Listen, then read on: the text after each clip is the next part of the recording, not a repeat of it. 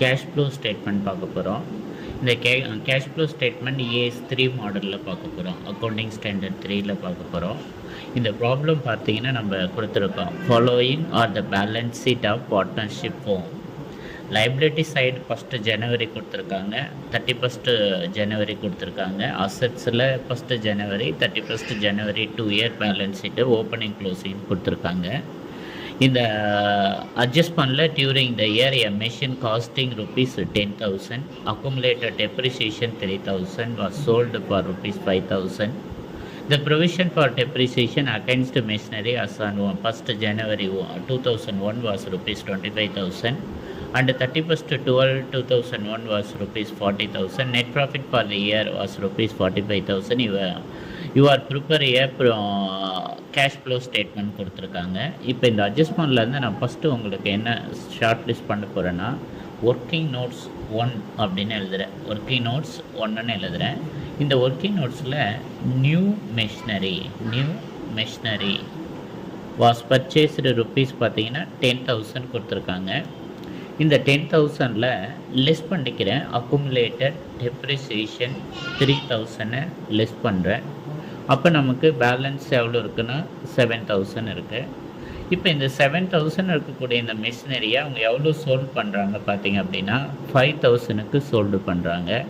அப்போ நமக்கு 2,000 ஆன்சர் கிடைக்கும். அப்போ 7,000 உள்ள ஒரு மிஷினரியை 5,000க்கு விற்கிறதுனால இதை loss on sale of machinery அப்படின்னு எடுத்துக்கலாம். லாஸ் ஆன் சேல் ஆஃப் மிஷினரின்னு எடுத்துக்கலாம். இதை ஒர்க்கிங் நோட்ஸ் 1 அப்படின்னு சொல்லிட்டேன். இப்போ ஒர்க்கிங் நோட்ஸ் 2 அப்படின்னு நான் போடுறேன். இந்த ஒர்க்கிங் நோட்ஸ் 2ல் 1st January 2001, 31st 12/2001 2001 இந்த இதை எடுத்துக்கிறேன். இதில் மிஷினரியோட வேல்யூ எடுத்துக்கிறேன். பேலன்ஸ் ஷீட்டில் இருக்கக்கூடிய மிஷினரியோட வேல்யூ எடுத்துக்கிறேன். இந்த மிஷினரியோட வேல்யூ பார்த்தீங்கன்னா 80,000, 55,000 இருக்குது. இதில் அதே சேம் டேட்டில் ப்ரொவிஷன் ஃபார் டெப்ரிசியேஷன் எவ்வளோ இருக்குது பார்த்தீங்க அப்படின்னா அந்த டேட்டில் இந்த அட்ஜஸ்ட்மெண்ட்டில் 25,000 ஒன்று இருக்குது, 40,000 ஒன்று இருக்குது. இதை நான் ஆட் பண்ணுறேன். இது ரெண்டையும் ஆட் பண்ணோன்னா எனக்கு என்ன ஆன்சர் கிடைக்குன்னா 1,05,000 கிடைக்கும். இதில் பார்த்தீங்க அப்படின்னா 95,000 கிடைக்கும். இதை மெஷினரி அட் காஸ்ட்டுன்னு எழுதிக்கணும். இதை தான் நம்ம மெஷினரின்னு லெஜர் போட போகிறோம். ரைட்டுங்களா? இப்போ இந்த ப்ராப்ளத்தில் net profit for the year was rupees 45,000 கொடுத்துருக்கான். அதனால் நம்ம என்னென்ன கேபிட்டல்னு ஒரு லெஜர் போடணும். கேபிட்டல் அக்கௌண்ட்னு ஒரு லெஜர் போட போகிறோம். இப்போ இந்த கேபிட்டலுங்கிறது லைபிலிட்டி பேலன்ஸ், அதனால் பை பேலன்ஸ் பிங்கிறத எடுத்துக்கிறோம். பை பேலன்ஸ் P/D எவ்வளோன்னு பார்த்தீங்கன்னா 1,25,000 இருக்கும். அப்போ டு பேலன்ஸ் C/D அப்படின்னு பார்த்தீங்கன்னா 1,50,000 இருக்கும். பை நெட் ப்ராஃபிட் வந்து கேபிட்டல் அக்கௌண்ட்டில் கிரெடிட் சைடில் தான் வரணும். அப்போ கேபிட்டலில் நெட் ப்ராஃபிட் எவ்வளோன்னா 45,000 எழுதுகிறேன். இப்போ இந்த கேபிட்டல் அக்கௌண்ட்டை நான் டேலி பண்ணுறேன். 1,70,000 இருக்கும். 1,70,000 இருக்கும். 1,70,000. ஆனால் டெபிட் சைடில் 1,53,000 இருக்குது. அப்போ 17,000 பேலன்ஸிங் ஃபிகர் வரும். இதை வந்து நம்ம டெபிட் சைடில் வந்தால் பேலன்ஸிங் ஃபிகர் கேபிட்டல் அக்கௌண்ட்டில் ட்ராயிங்ஸ்னு எழுதணும். கிரெடிட் சைடில் வந்தால் நெட் ப்ராஃபிட் ஃபார் தி இயர்னு எழுதணும். இப்போ கேபிட்டல் அக்கௌண்ட்னு போட்டேன். செகண்ட் லெஜர் போட போகிறேன். இப்போ இந்த செகண்ட் லெஜர் போடும்போது நான் என்ன அக்கௌண்ட்டை ஃபாலோ பண்ணேன் அப்படின்னா ப்ரொவிஷன் ஃபார் டெப்ரிசியேஷன் அப்படின்னு ஒரு அக்கௌண்ட் செய்ய போகிறேன். இதையும் நம்ம லைபிலிட்டியாக தான் ட்ரீட் பண்ணுவோம். அதனால் பை பேலன்ஸ் B/D அப்படின்னு எழுதணும். அது ஓப்பனிங் ப்ரொவிஷன் ஃபார் டெப்ரிசியேஷன் 25,000 எழுதணும். அடுத்து பார்த்தீங்கன்னா டு பேலன்ஸ் C/D அப்படின்னு எடுத்தோன்னா எவ்வளோ இருக்குன்னா 40,000 இருக்கும். அப்போ இதை கேரி ஃபார்வர்ட் பண்ணுறேன். இந்த 40,000 டெபிட் சைடில் கொண்டு வந்து கிரெடிட் சைடில் கொண்டு வந்து எழுதுகிறேன். வித்தியாசம் பார்த்தீங்கன்னா 15,000 வரும். அப்போ இதுக்கு பேர் என்னென்னா ப்ராஃபிட் அண்டு லாஸ்ன்னு எழுதணும்.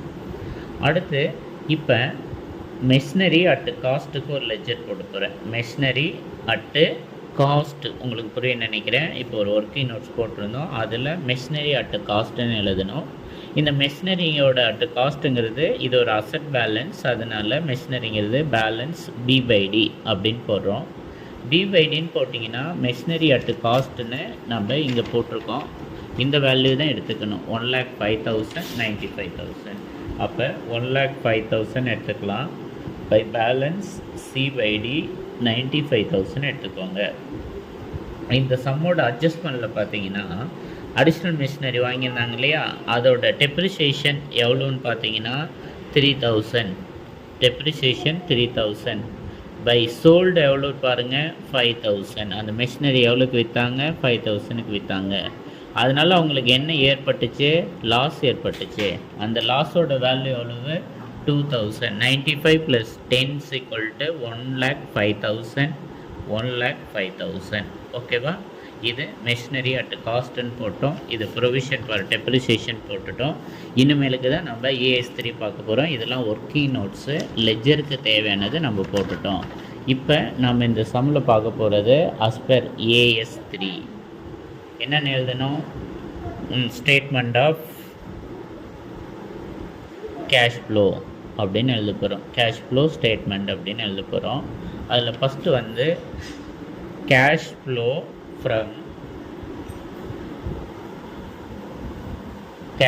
ஃப்ரம் ஆப்ரேட்டிங் ஆக்டிவிட்டீஸ் அப்படின்னு எழுத போகிறோம். Cash flow from operating activities. Cash flow from operating ஆக்டிவிட்டீஸ்னு எழுதுகிறோம். அதில் ஃபஸ்ட்டு நான் என்ன எடுத்துக்க போகிறேன் அப்படின்னா net profit for the year எடுத்துக்க போகிறேன். ஃபார் தி இயர் அப்படின்னு எடுத்துக்கிறேன். Net profit for the year எவ்வளோ கொடுத்துருந்தாங்க? 45,000 கொடுத்துருந்தாங்க. இதில் ஆடு நான் ஆப்ரேட்டிங்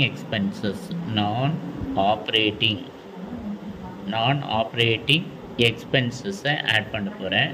இந்த நான் ஆப்ரேட்டிங் எக்ஸ்பென்சஸ் ஆட் பண்ணும்போது நமக்கு என்ன கிடைக்குன்னா டெப்ரிசியேஷன் ஆன் மெஷினரி அப்படின்னு எடுத்துக்கலாம். இதில் பார்த்தீங்க அப்படின்னா ஓல்டு வந்து 15,000 நியூவில் இருக்குது.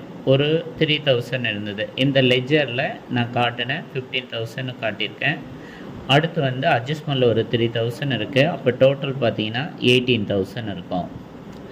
அடுத்து loss on sale of machinery அப்படின்னு ஒரு 2,000 எடுத்துக்கிறேன். அப்போ டோட்டல் பார்த்தீங்கன்னா 20,000 வந்துடும். இதை ஆட் பண்ணுங்கள். அப்போ நமக்கு 65,000 கிடைக்கும். ஓகேவா? இப்போ இந்த 65,000லேருந்து லெஸ் அப்படின்னு எடுத்துக்கோங்க. நான் ஆப்ரேட்டிங் இன்கம்னு வரும்.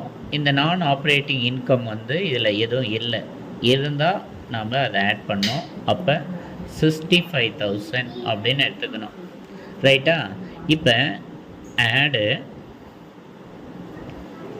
டிக்ரீஸிங் இன் கரண்ட் அசட்டுன்னு எடுத்துக்கணும். இன்க்ரீஸிங் இன் கரண்ட் லைபிலிட்டி எடுத்துக்கணும். கரண்ட் அசட்டு கரண்ட் லைபிலிட்டி மட்டும் பாருங்கள். அப்போ இதில் கேஷ் வராது.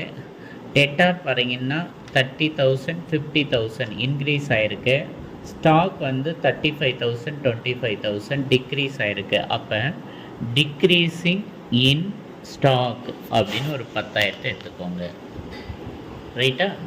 அடுத்து machinery fixed asset, land fixed asset, building வந்து ஃபிக்ஸட் அசெட்டு வராது. இப்போ லைபிலிட்டி போங்க. Creditor increasing in current liability, அது கிரெடிட்டாருங்கிறது கரண்ட் லைபிலிட்டி. அப்போ இன்க்ரீஸ் ஆகிருக்கு. இன்க்ரீஸிங் இன் கிரெடிட்டார் எவ்வளோன்னா 4,000 இன்க்ரீஸ் ஆகிருக்கு. அப்போ இது ரெண்டையும் டோட்டல் பண்ணால் 14,000 வந்துடும். இப்போ நம்ம டோட்டல் பண்ணால் 79,000 வந்துடும். ரைட்டுங்களா? இப்போ இதுலேருந்து லெஸ் பண்ணுங்கள். என்னத்தை லெஸ் பண்ணோன்னா இன்க்ரீஸிங் இன் கரண்ட் அசட்டு, டிக்ரீஸிங் இன் கரண்ட் லைபிலிட்டின்னு எடுத்துக்கோங்க. அப்போ இன்க்ரீஸிங் இன் கரண்ட் அசட்டில் கேஷ் வராது, ஸ்டாக் எழுதிட்டோம், டெட்டார் மட்டும்தான் இருக்குது. அப்போ இன்க்ரீஸிங் இன் டெட்டார்ஸ் அப்படின்னு எடுத்துக்கிட்டிங்கன்னா எவ்வளோ இன்க்ரீஸ் ஆகிருக்குன்னா 20,000 இன்க்ரீஸ் ஆகிருக்கு. ரைட்டுங்களா? 20,000 இன்க்ரீஸிங் இன் கரண்ட் அசட்டு, டெட்டார் 30,000 50,000 20,000 எழுதிட்டோம். இதில் அவ்வளோதான், கிரெடிட்டார் மட்டும்தான் இருக்குது. டிக்ரீஸ் இன் கரண்ட் லைபிலிட்டின்னு எதுவும் இல்லை. அதனால் இதை திரும்ப என்ன பண்ணுறீங்க அப்படின்னா 79,000லேருந்து இந்த 20,000 லெஸ் பண்ணுங்கள். லெஸ் பண்ணிங்கன்னா உங்களுக்கு ஆன்சர் எவ்வளோ இருக்குன்னா 59,000. இதுதான் cash flow from operating activities அப்படின்னு எடுத்துக்கணும். இதுதான் ஆப்ரேட்டிங் ஆக்டிவிட்டீஸ்னு எடுத்துக்கணும். இப்போ இது ஃபஸ்ட்டு இந்த 59,000 நான் கொண்டு வந்திருக்கேன். இதிலிருந்து cash flow from investing activities அப்படின்னு எடுத்துக்கணும். இப்போ இதில் இன்வெஸ்டிங்னு எடுத்துக்கணும். இதில் add sale of fixed asset. Sale of fixed அசெட்டில் எதை எடுத்துக்கலான்னா மெஷினரி. எவ்வளோ இருக்குது பார்த்தீங்கன்னா ஒரு 5,000. அட்ஜஸ்ட்மெண்ட்டில் எவ்வளோ வந்ததுன்னா 5,000. இப்போ இந்த 5,000 ஆட் பண்ணுங்கள். அப்போ நமக்கு எவ்வளோ கிடைக்குன்னா 64,000 கிடைக்கும். இதுலேருந்து லெஸ் என்னென்ன எடுத்துக்கலாம் அப்படின்னா ஃபிக்ஸட் அசெட்டில் லேண்டு, பர்ச்சேசஸ் ஆஃப் லேண்டு. எவ்வளோ இருக்குது பாருங்கள், 40,000லேருந்து 50,000 இருக்குது. அப்போ 10,000 எடுத்துக்கலாம். அடுத்து பில்டிங் பார்த்திங்க அப்படின்னா பர்ச்சேசஸ் ஆஃப் பில்டிங். இந்த பில்டிங் பார்த்திங்க அப்படின்னா 60,000, 35,000 அப்படின்னு பார்த்தீங்கன்னா 5, 25,000 அதிகமாக இருக்குது. அப்போ 35,000 நம்ம லெஸ் பண்ணிடலாம். இப்போ இந்த 35,000 லெஸ் பண்ணிங்க அப்படின்னா 309,5னா 29,000 வந்துடும். இப்போ இந்த 29,000 நம்ம என்னென்னு எடுத்துக்கலாம் அப்படின்னா cash flow from investing activities அப்படின்னு எடுத்துக்கலாம். இப்போ தேர்டு தான் என்னென்னு எடுத்துக்கணும்னா cash flow from financing activities அப்படின்னு எடுத்துக்கணும். இப்போ இந்த ஃபைனான்சிங் ஆக்டிவிட்டீஸில் எது வரும் அப்படின்னு பார்த்தீங்க அப்படின்னா ஆட் லோன் ஃப்ரம் பேங்க். எவ்வளோன்னா 10,000. இந்த 10,000 கொண்டு வந்து எழுதிடுங்க. அப்போ 39,000 வந்துடும். இதிலேருந்து லெஸ் ரீபேமெண்ட் ஆஃப் லோன்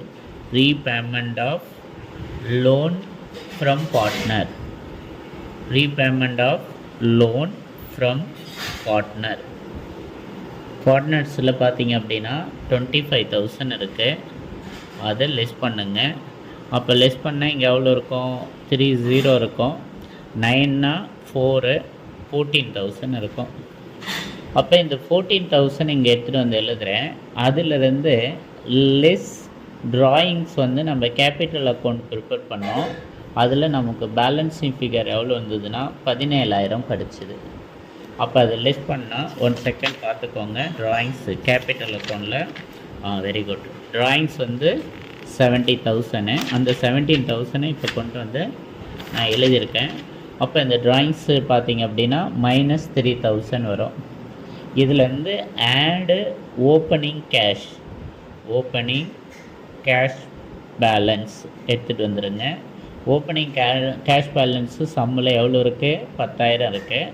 இப்போ லெஸ் பண்ணிங்கன்னா நமக்கு 7,000 கிடைக்கும். இதை க்ளோசிங் கேஷ் பேலன்ஸ் அப்படின்னு எடுத்துக்கணும். இவ்வளோ தாங்க கேஷ் ஃப்ளோ ஸ்டேட்மெண்ட்டு. அப்போ இந்த அட்ஜஸ்ட்மெண்ட் இருக்கும்போது அதுக்கெல்லாம் நம்ம ஒரு ஷார்ட்டாக ஒர்க்கிங் நோட்ஸ் ப்ரிப்பேர் பண்ணிக்கலாம். நியூ மெஷினரி இருக்குது, ப்ரொவிஷன் ஃபார் டெப்ரிசியேஷன் இருக்குது, net profit for the year இருக்குது. அதனால் இந்த லெஜர் போட்டோம், 2 ஒர்க்கிங் நோட்ஸ் போட்டோம், 3 லெஜர் போட்டோம், மிஷினரி அட் காஸ்ட்டு கண்டுபிடிச்சோம், ப்ரொவிஷன் ஃபார் டெப்ரிசியேஷன் கண்டுபிடிச்சோம். அந்த ஸ்டேட்மெண்ட் ஆஃப் AS3 கேஷ் ஃப்ளோவில் AS 3ல் போடும்போது first cash from operating activities போடணும். செகண்ட் வந்து cash flow from investing activities போடணும். மூணாவது வந்து cash flow from financing activities போடணும். உங்களுக்கு இந்த ஆன்சர் கிடைக்கும். மேக்ஸிமம் இந்த கேஷ் ஃப்ளோ ப்ரிப்பேர் பண்ணும்போது இந்த புக்கில் இருக்கக்கூடிய அந்த க்ளோசிங் கேஷ் தான் ஆன்சராக உங்களுக்கு கிடைக்கும். Thank you student. நெக்ஸ்ட் சம் பார்க்கலாம். இது எவ்வளோ கரெக்டாக